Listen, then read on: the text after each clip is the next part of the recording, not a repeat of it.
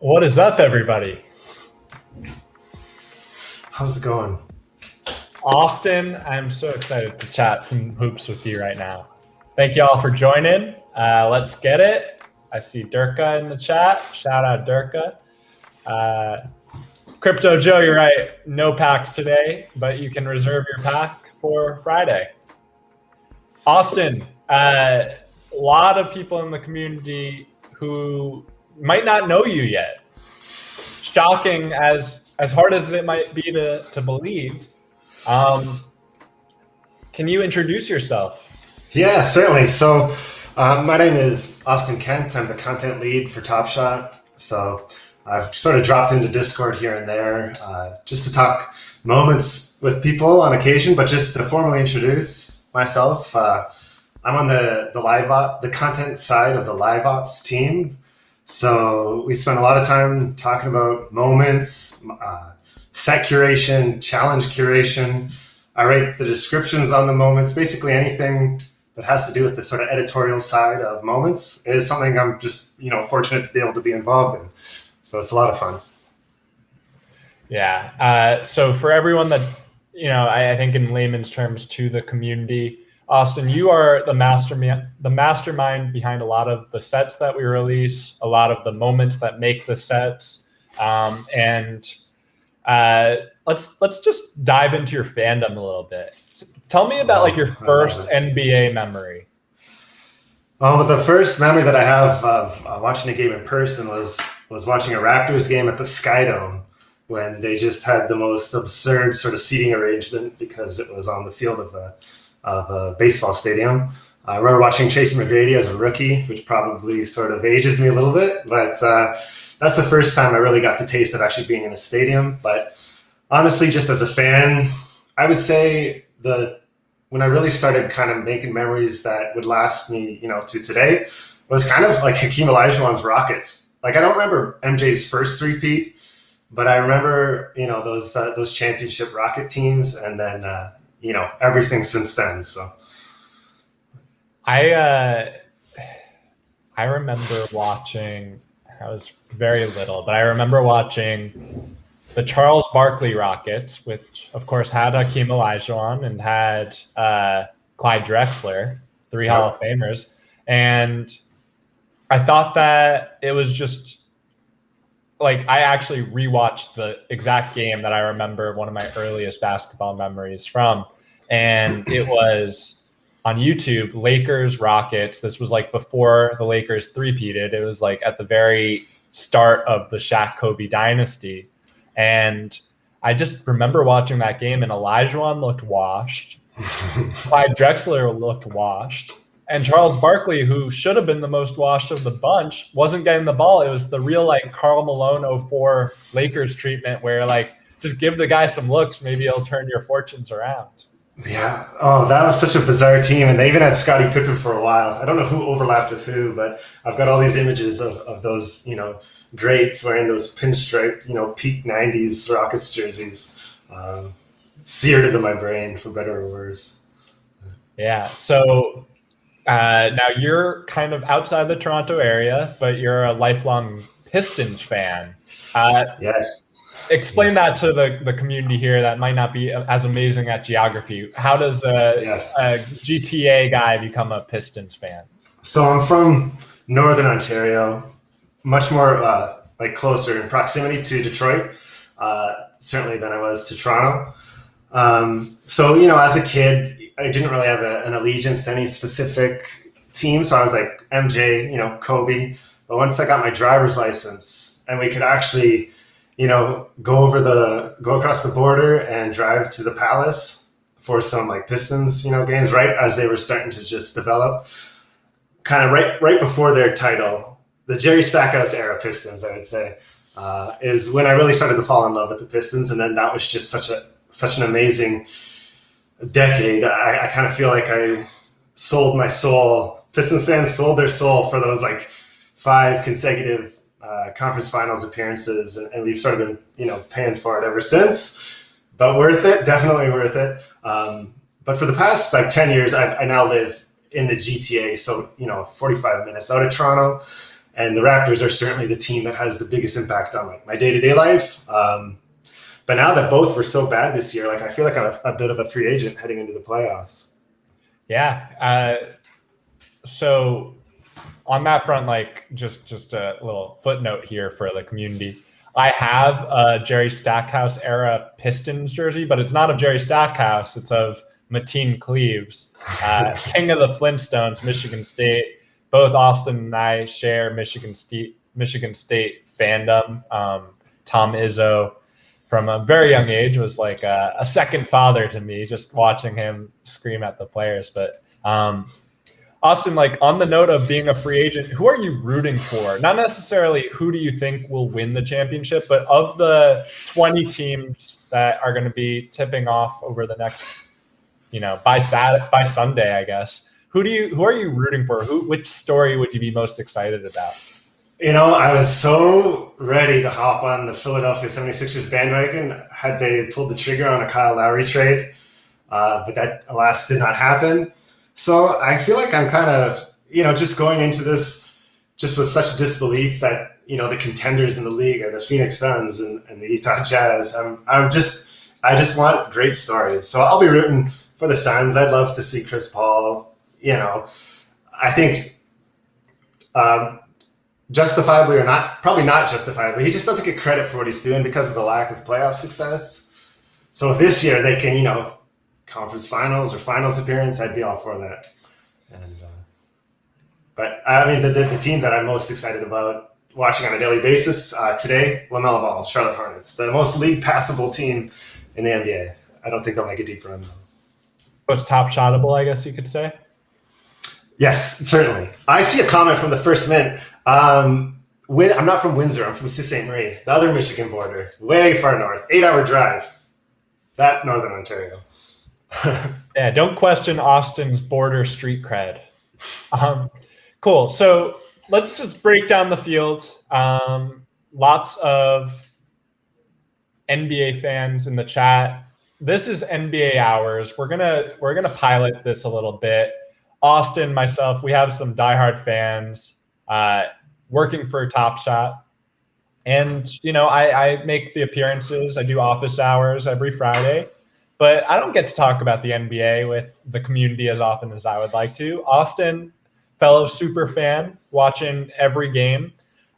So it would be, really, it would be great to just be able to make this a regular occurrence and bring the community into the discussion of the NBA. And what better time to do that than with the play-in game starting tonight. So I'm going to break down the play-in games.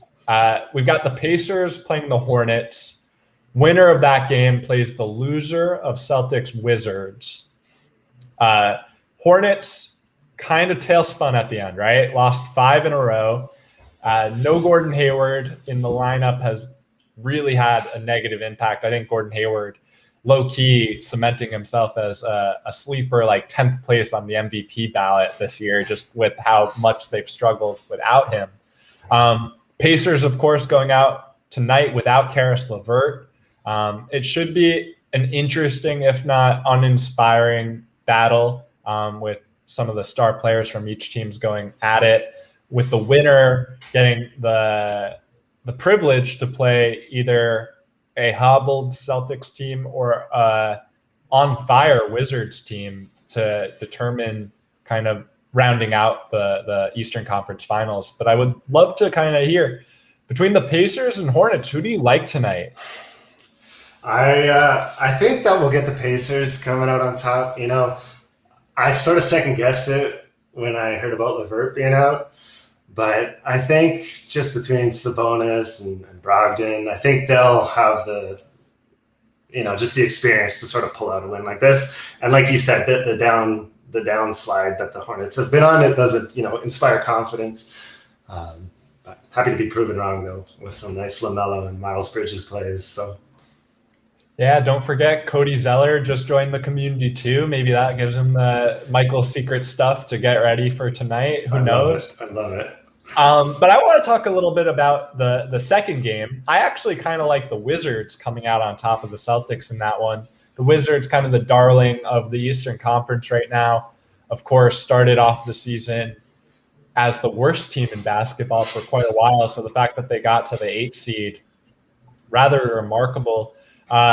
Bradley Beal commented either yesterday or today, I'm not quite sure when, but acknowledging he's a little hobbled, a little banged up, and he just wants to get into the playoffs, and he's willing to risk it, willing to risk getting re-injured.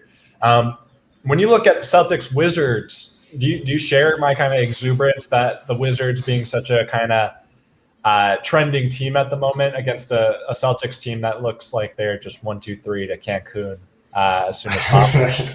I agree completely. I mean, I think like a fired up Russell Westbrook, I feel like we're just going to see Westbrook put the Celtics out of their misery. It's been an off year for them, injuries and stuff like that. So I can see Westbrook and Beal just coming out, not playing games, making this a short 48 minutes, so to speak. And, yeah. Now we're doing solid in the playoffs, honestly. So. Yeah, I mean, well, they'll have their work cut out for them. They're either going to play Philly or Brooklyn. Yes. Those are the prohibitive favorites in the East. Yeah. Milwaukee gets some darling love of like, oh, it's really a big three. Tell me how much you'd love to see Westbrook go against Durant in a first round series. It would be entertaining for sure. Also, we're going to be, say the Wizards win, we're going to be blessed either way because as you likely remember, and as the community likely remembers, Russell Westbrook and Joel Embiid don't like each other either. So we're in store for some action. I think that what I'm most excited about in the first round, obviously I'm a Knicks fan, so like gonna veer off toward the Knicks-Hawks series for a moment here. Am I crazy? I think I'm happy we got home court advantage. I've said time and time again this season that I think the Knicks are the 5th best team in the East, Miami being the team below them that is better. I actually like the Knicks to come out of this series against Atlanta. I'll put it 6 games. I think Julius Randle will be the best player on the floor. I think Trae Young's weaknesses are only exacerbated in the playoffs. And I think last but not least, the Knicks are a little they've been on a little bit of a hotter tear. I know in the last 10, both Atlanta and the Knicks are 7-3. But if you look at who the Knicks have lost to in those 3 games, a loss to Phoenix, actually 2 losses to Phoenix, and a loss to Denver. So by no means are they struggling against the average to good teams. How do you feel about that series? I like it, and I think for the past few years, the narrative around the Hawks has just been this fun, exciting team. Like, look at their future. I think this might be the first time that they kind of get, kind of punched in the mouth, so to speak. And I think Tibbs is the man for the job to do that. So I can see the Knicks definitely winning the series and just being competitive, being one of those teams that we remember as we look back on the playoffs. Like, I don't know that they'll win the title. Sorry for that. But certainly I would say I'm 100% leaning towards what the Knicks can be capable of doing. And I'm very curious to see what the Hawks would do to learn from that. Because they sort of really took I wouldn't say a home run swing, but they sort of aggressively pursued those winning pieces to become a win now team. And I think this will be a good learning lesson for them on this trajectory. Yeah, so when you look at what the Hawks did last summer, obviously a lot of movement, right? Signed Danilo Gallinari to what I think was a low-key good deal because of the lack of a guaranteed third year. Signed Rondo, traded for Lou Williams with Rondo pretty quickly. Chris Dunn has had a season from hell and just hasn't been able to stay healthy, but one of the best perimeter defenders in the league. Onyeka Okongwu not really getting a ton of run just with how crowded their front court is. When you look at that matchup against the Knicks, I think it's safe to say the Hawks are a little deeper, might not have quite as much toughness on the defensive end, though Clint Capella has had what I would say, like, I think when you look at all NBA for centers, it depends on whether writers want to say Joel Embiid's a forward to get both Jokic and Embiid on the first team. If that does happen, then we're going to be looking at potentially Capella as a third team All NBA center this year, because I think Gobert would ordinarily get the All NBA third team slot. All right. I've been so impressed with Capella. We didn't know quite what to expect, I guess, after that trade, last season, but he's just been amazing this year. So let's just dive into some questions. Community, you know what to do. Ask away. We're excited. Can we expand into the Fanduel partnership? Yeah, so we're working with Fanduel. We already did one promotion where collectors could go to Fanduel and participate in a daily fantasy sports contest, and the winners of that contest received Top Shot packs. It was a cross promotion, so Fanduel promoting Top Shot to their audience while we promote Fanduel's contest to our audience. An opportunity to expose millions of fantasy sports players to Top Shot long term. And we will do another one of those at least. We're still kind of figuring out, taking learnings from that first experience and applying them. So very excited about kind of what we can do. And yeah, understood that Fanduel is not available in every country. We will continue to look at ways that we can get our community from all over the world participating in some of the events that we do.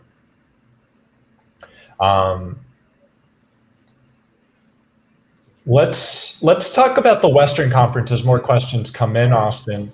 You mentioned you're rooting for Phoenix.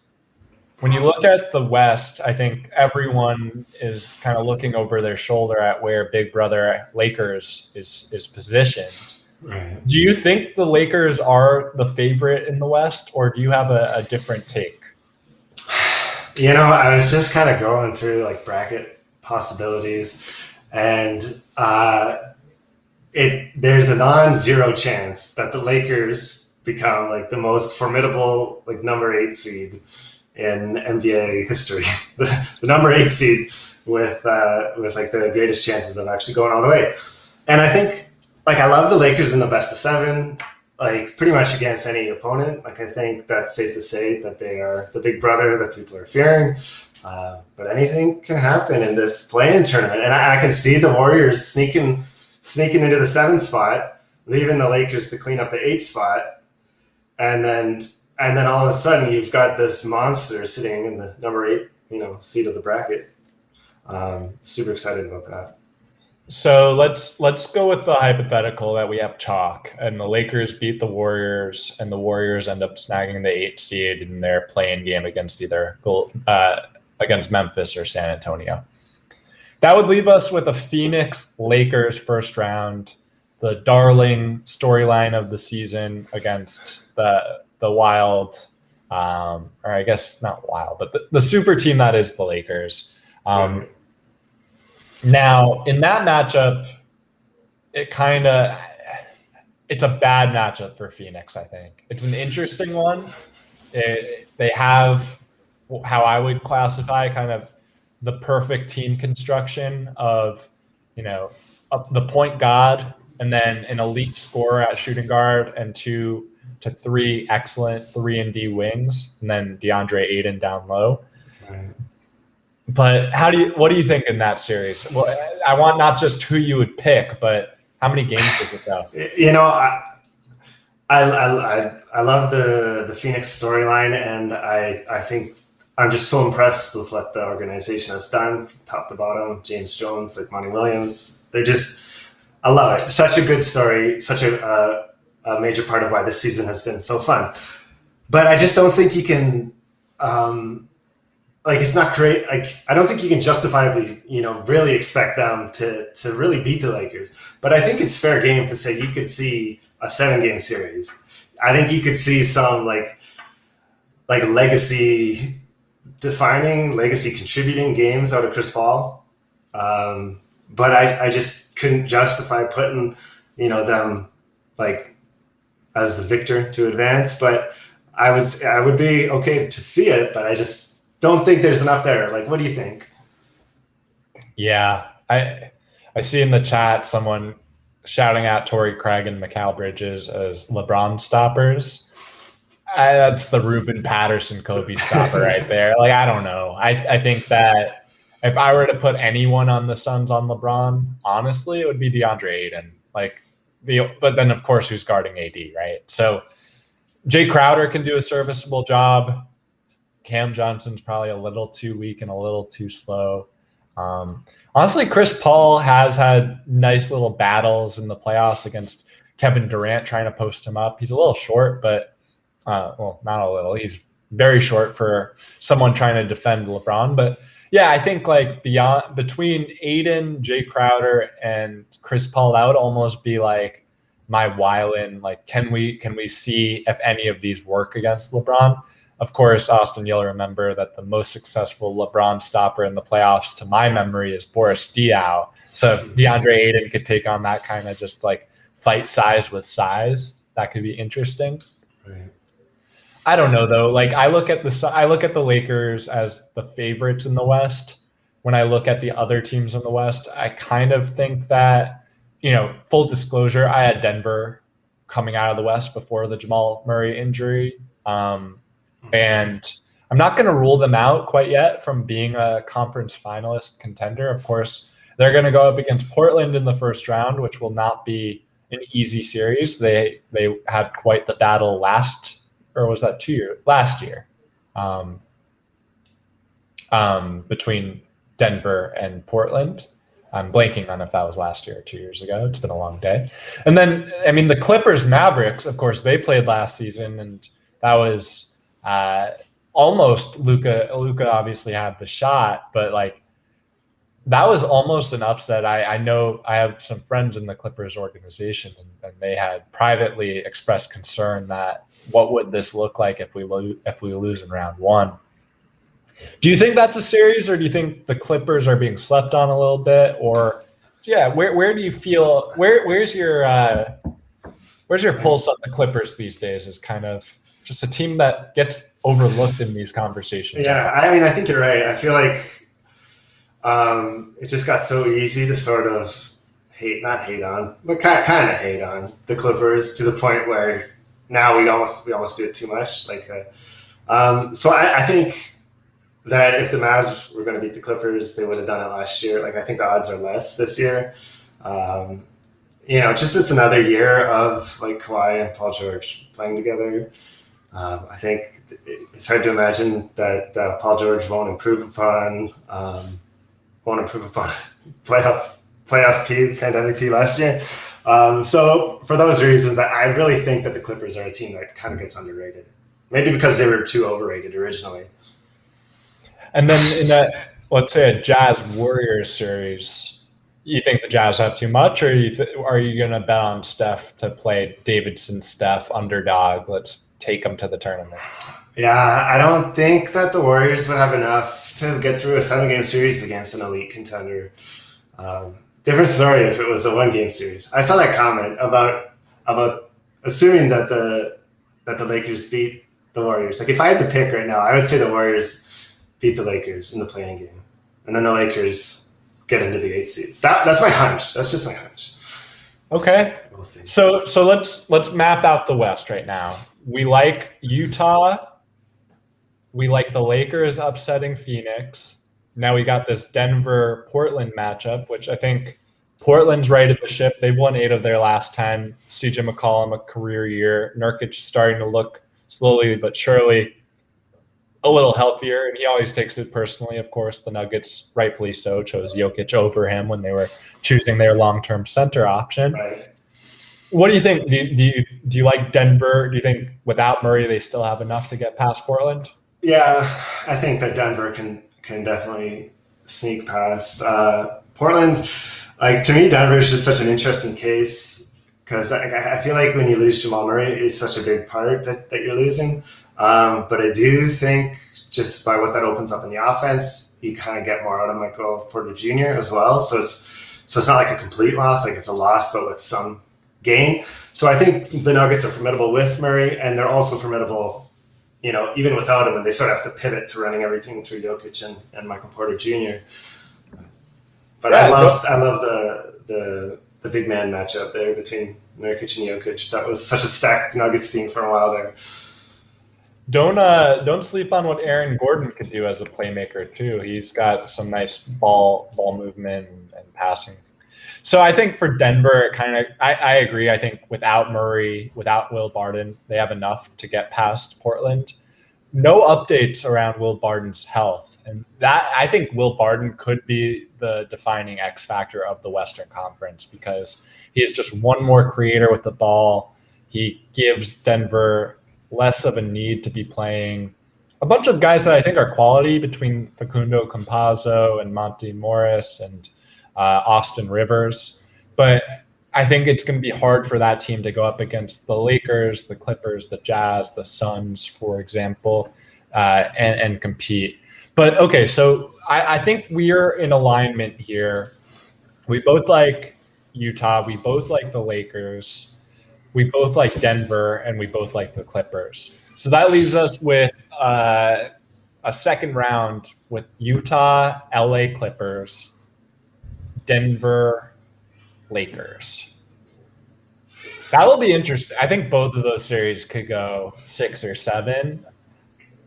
Are we looking at a LA conference finals? Is that kind of where your head's at? Or do you think Utah is not as much Atlanta Hawks 2015 as people like to say, and they actually have what it takes to compete in the playoffs? I feel like I'm more confident in Utah this year than in that Hawks team. Yep. Definitely. And I would say I feel pretty confident about Utah versus the Clippers.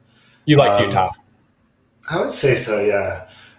They just got the depth. They've got just, one of the most impactful players in the NBA, in Gobert. That I feel, I would take the Jazz over the Clippers. Do you feel differently? It's so hard, right? Because I think a lot depends on which Paul George shows up, of course.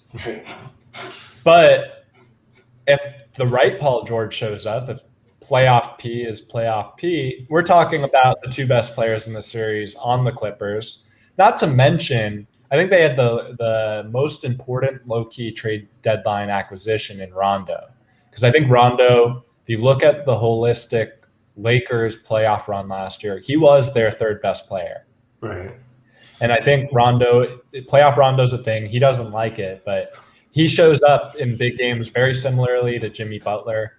I'll be interested to see that series, but I actually think I might take the Clippers just because I think it's tough for Utah. I think Royce O'Neal's an excellent defender, and I think Joe Ingles has exactly the right attitude and mindset to get under someone like Paul George's skin. We saw that with the Thunder Jazz playoff series from a couple of seasons back. Right. I mean, I'm not mad at that. Like, Rondo, I'm always impressed with Rondo in the playoffs. And just as a Raptors fan, I do have PTSD about watching what Paul George was able to do against sort of the DeMar DeRozan era Raptors as a member of the Pacers. He can be just so darn good. And it's just that, like you said, it's just a matter of which one you're going to get. But there's just that risk factor. And even when Cousins put on work in the finals, in the 25 minutes of finals action he played against the Raptors in 2019, I don't know. He's not going to give you a whole lot of minutes, but you just know, if he's coming off the bench, he could just pound you for 15 minutes and then leave with 20 points and 8 boards.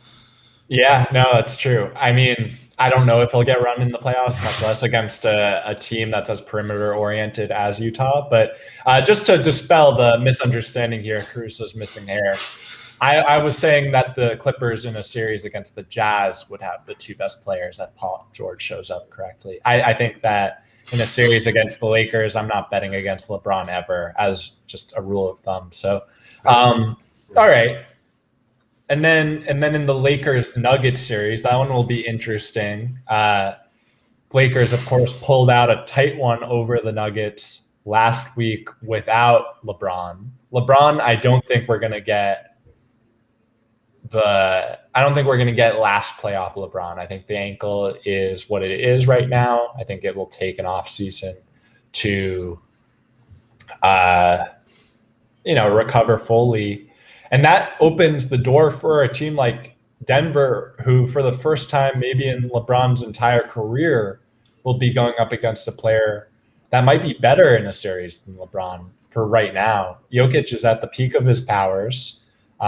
Losing Murray hurts, but he is the nominal, or I guess de facto point guard of the team. And I think the biggest market inefficiency for playoff basketball is just size.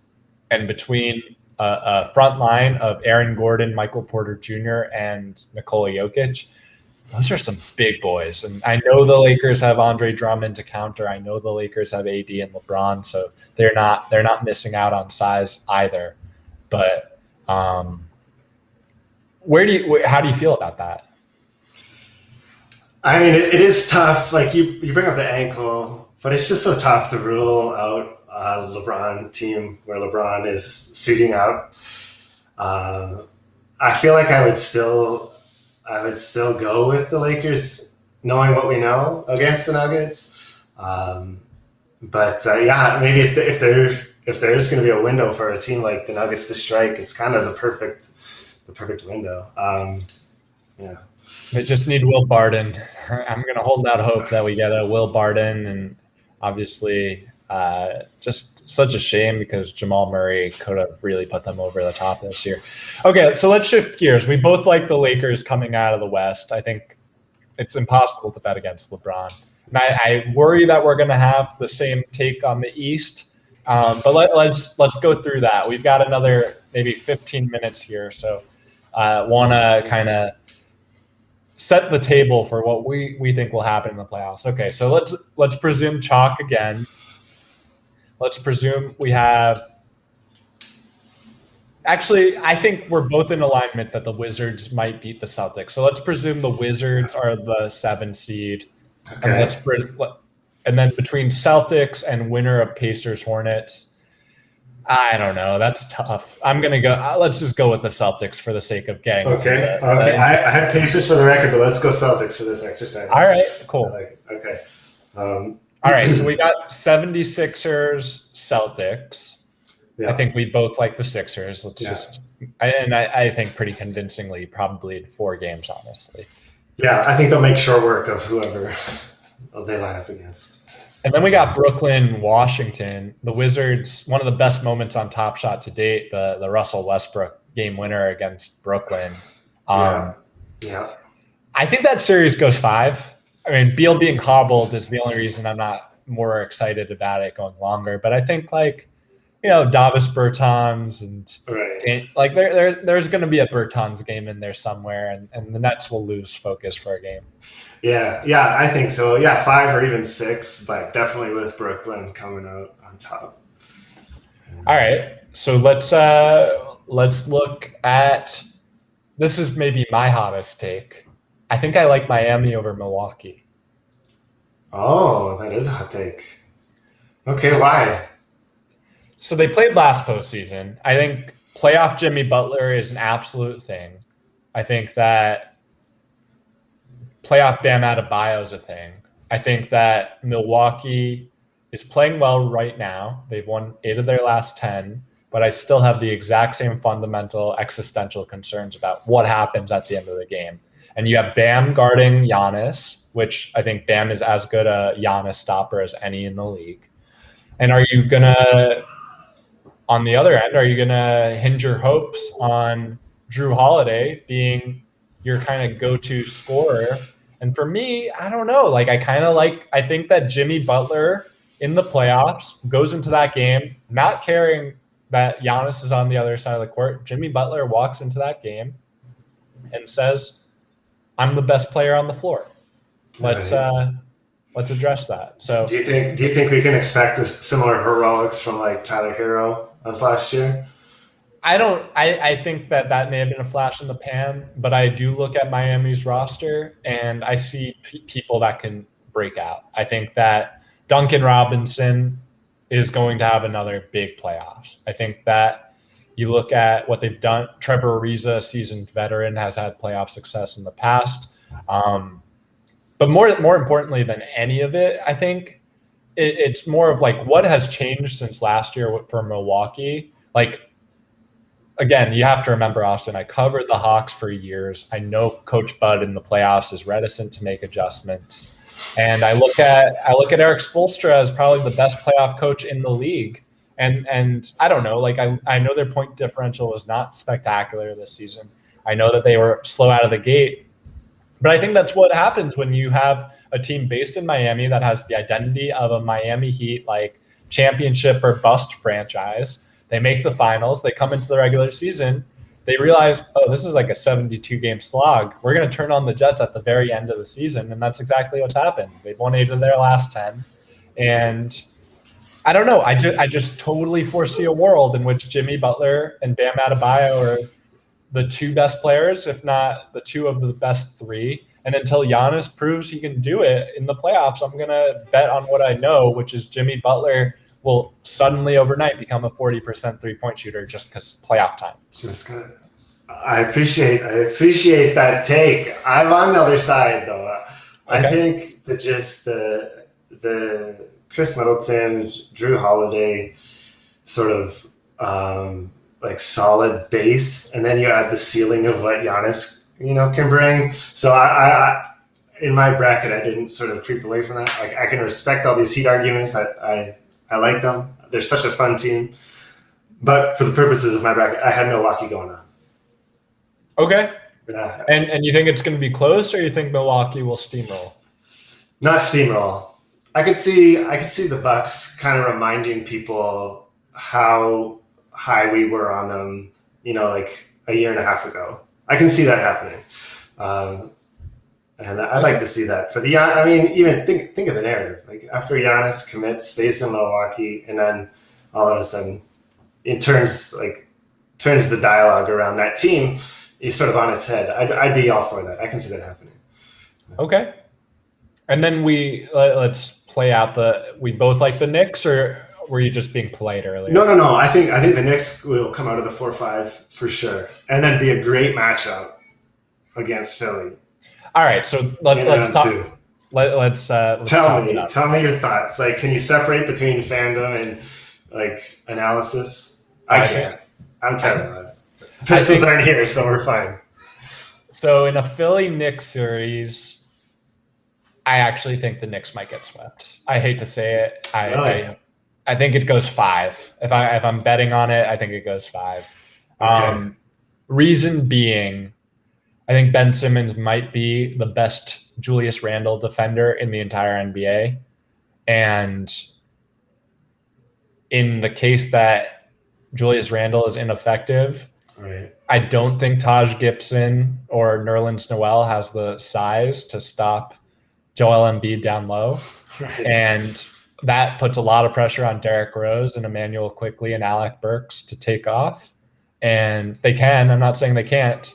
Right. But then Philly has Matisse Thybulle to cover up wherever. Like, they just are not a good matchup for the Knicks. And the Knicks are designed to be a rugged kind of slow down an offensive kind of soft team. Maybe use Atlanta as a good example of a team that New York matches up well against. I think Philly is just a little too overpowering and does everything New York does, but slightly better. Right. I don't think that's too hot a take. But then let's discuss. In your case, it would be Brooklyn, Milwaukee. In my case, it would be Brooklyn, Miami. I think I'm just going to come out and say it. Spoiler alert. I think that Brooklyn's the best team in the league. And I think Brooklyn is going to win the championship this year.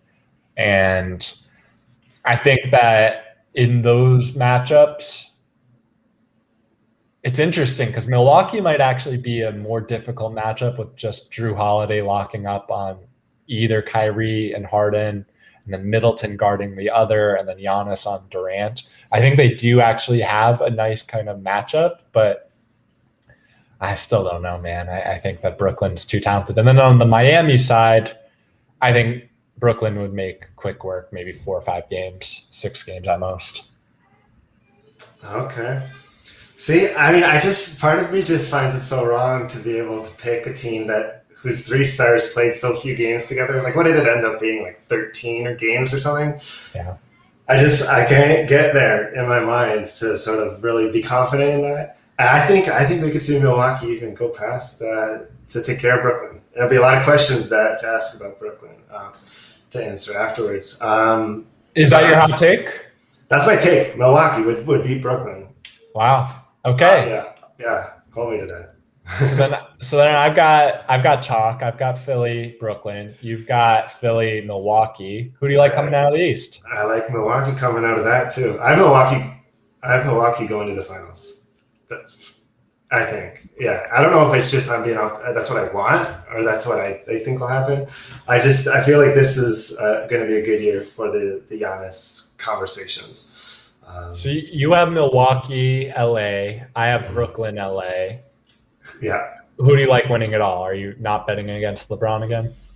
So now I was starting to think, what are the odds to have the Lakers make it that far and not be further banged up than they are now? Given where we're starting with LeBron, it just seems like we're asking a lot for that health to remain through 4 rounds. So I actually had Milwaukee beating a somewhat banged up Lakers team in the finals. Okay. Much different. One of our brackets is getting busted in week 1. I'm going with Brooklyn. The games don't scare me. Kyrie, James Harden, Durant have played enough USA basketball together. They're the perfect example of a player that is better in the playoffs because they're not super puny. Like Kyrie's the smallest, of course, but like even Kyrie was able to hold his own defensively against Steph in a way that he never would in the regular season. But all 3 of those guys, I think, are actually B+ defenders. Durant might even be an A- defender when he's fully locked in. So I like Brooklyn. I think that I don't want to overthink it. They're 3 of the best 13 players in the league by my estimate, with Harden and Durant both being 2 of the top 7, I would say. So I think they've got the talent. I think Joe Harris is probably the most valuable 4th player on any team in the league. And between Nick Claxton and Blake Griffin and DeAndre Jordan, and we haven't even talked about the very real possibility that Spencer Dinwiddie's available and can come back. So I don't know. I'm excited about it. We have got about 2 minutes before we got to wrap here. Some Top Shot tidbits for you all joining in. We are going to have a playoff show. Details to come. We'll have NBA players on it. We will have a great host. We'll have influencers from not just the Top Shot community, but the basketball community coming in. It's going to be a lot of fun. Finalizing that. Stay tuned. We've got some interactive games hopefully coming soon. We've got some promotions to be on the lookout for, and we're coming out hot. The playoffs is going to be a big time for Top Shot. We're excited.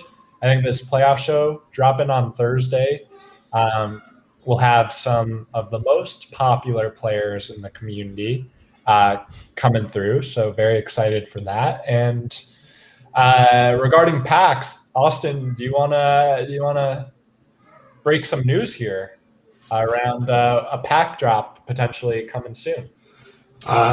Yes, I like to subscribe by Jalen Rose's #Don'tGetFired philosophy for the most part. But with that said, yeah, I think this isn't a big surprise, but we're so excited about the next rendition of the Hustle and Show drop, the Hustle and Show series. And obviously the first drop was very hustle oriented, where we really wanted to celebrate the gritty players that aren't afraid, dive on the floor. It's a bit of a different case for show players. We kind of wanted to just shed some light on the players who aren't afraid to sort of show off a little bit when the spotlight's on them. Fast break plays, that type of sequence. We really wanted to kind of really focus on, I guess, the opposite end of the spectrum in that regard, and that's coming very soon. Can we say when? Yeah, let's say it. Let's not give it a specific time, but what day are we targeting? So we'll be dropping those on Thursday. So more details will be coming on Wednesday with all the requirements necessary, all the usual, details that we provide ahead of time. So they'll all be made available, but very soon. Awesome. Well, we'll do this again. This was a lot of fun. Austin, thanks for stopping by. And community, thanks for tuning in. Maybe we'll sprinkle some giveaways into this, but certainly, as you can tell, Austin and I happy to take a break from our day-to-day to talk about the NBA. So we'll be back. We'll definitely give you a heads up next time we're doing this, and maybe we'll sprinkle some giveaways into that. So thank you all for coming by, and really, really excited about the play-in games tonight. And we'll see you all very soon. So stay tuned. Be on the lookout for your emails tomorrow around, you heard it here first, Hustle and Show. We're talking show plays, show moments. All right. Have a good one, everyone. Thanks again. Take care. Thanks, guys.